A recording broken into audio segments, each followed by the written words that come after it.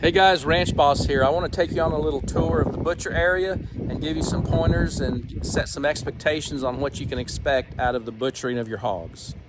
All right, now I'm going to show you what happens when you make a bad shot. This is the shoulder, and that meat is absolutely blown up. You do not want this in your cooler, all right? But here's been our problem.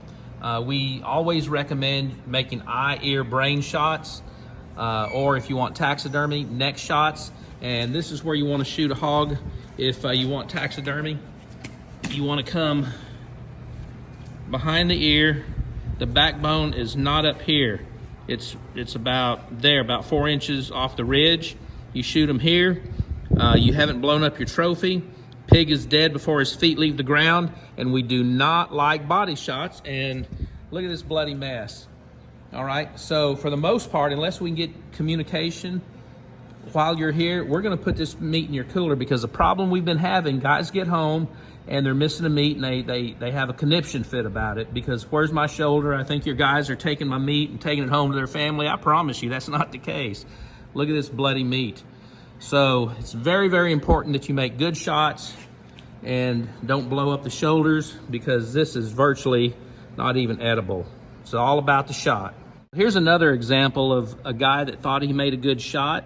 It went in here, which is a good location, but in the meantime, it broke. The bullet entered the, come over here and pull these legs apart. It appeared to be a headshot, but look, it's the body, the bullet has gone through the shoulders, and we're probably gonna lose shoulder meat simply because that's the way it happens. I mean, we're not grocery store shopping down the aisle. You think you made a good shot, but yet possible that these two shoulders are going to be bloodshot.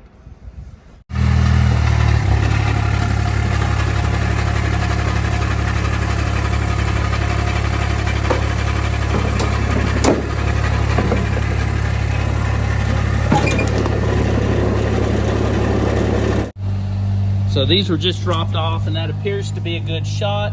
But again, even though you think you made a good shot, that bullet could have shattered a shoulder that you may not get. And when we pick up the hog out in the field, we're gonna ask for the last 4 of your number, of your cell phone number. All right, and that's the way we track it from the cleaning rack into your cooler. And so this is gonna be interesting to see what the inside of this pig looks like. Even though it appears to be a good shot, there's gonna be meat loss here. So this is a hog that I just showed you hanging up just a few seconds ago. It appeared to be a neck shot, so it could have been a clean shot. However, look at the internal damage of this. Flip it around, let's look at it. All right, so both these, so even though it was a neck shot, appeared to be a neck shot on the outside, the bullet went through both shoulders. And this meat's not gonna be just the best meat, but again, we're hunting, we're not shopping down a grocery store aisle, so there's a lot of internal damage on this, but some people don't have any idea the damage. You shoot it in the head or neck and you think your hog's good, and it takes out half the hog. And one other thing that I wanna comment on this neck shot, this was honestly a very good shot. It went right through the backbone. But in the process, and the bullet could have splintered, it actually took out both shoulders with a neck shot. So it happens. All right, and this headshot seemed to actually work out well. There was no shoulder loss. The shoulders are good. The bullet didn't pass through any part of the body. So in this particular instance, the hog is 100% good, no bloodshot meat. And this one, the shot was right below the ear. And let's take a look at the meat. And this one had no meat loss.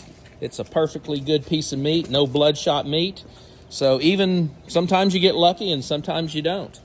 So when you don't get all your meat, something bad could have happened, like this hog over here when you thought you made a good shot, which you did, but the bullet splintered and blew up all kinds of meat on that hog.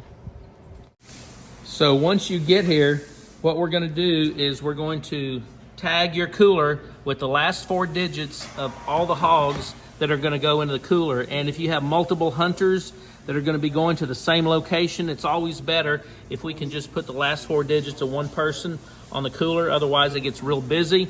But it's critical that when you guys give us the last 4 of your phone number, and when we pick up your hog, we're gonna ask for your last 4 digits.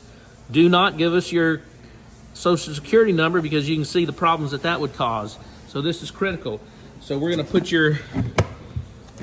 this is a cooler that just came in. He just got here, so there's nothing in this one.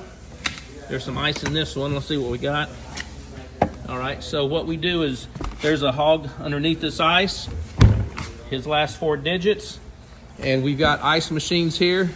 So we charge you exactly what we pay for this ice. And today that's what we're paying for a 20-pound bag of ice. So that's what you're gonna pay. And our goal is to fill up your coolers. These guys just got here, so there's nothing in these yet. But that's the way we tag them, right there with the last 4 of your phone number. And these are actually good sized coolers. These are 120 quart coolers. We've got a 150 quart cooler. These are the kind of coolers you want to bring. You don't want to bring one designed for Coke cans, or if you're going to shoot maybe just 1 or 2 small hogs, something this size would be okay, not preferred. And this one is 84 cans. Yeah, when they're rated for cans, 84 cans or 50 quarts. That's pushing it. Again, that's only for 1 or 2 small hogs. So bring an appropriate size cooler, and our goal is to fill them up for you. And for the guys that are flying, we do have airline approved freezer boxes. We'll package up your hogs, we'll put them in a cardboard liner, and it's good for about 3 days. And the meat is frozen at a -10 degrees, so we do not need to put ice or dry ice in these boxes. You're good all the way home if you take it in an air box. And another thing you guys can do when you get here is you can take your hog and you can swap it for sausage here in our processing plant. And we have all kinds of good sausage in here. There's jalapeno cheddar, there's taco meat, and we make about 18 different kinds. There's some bacon, that's very popular.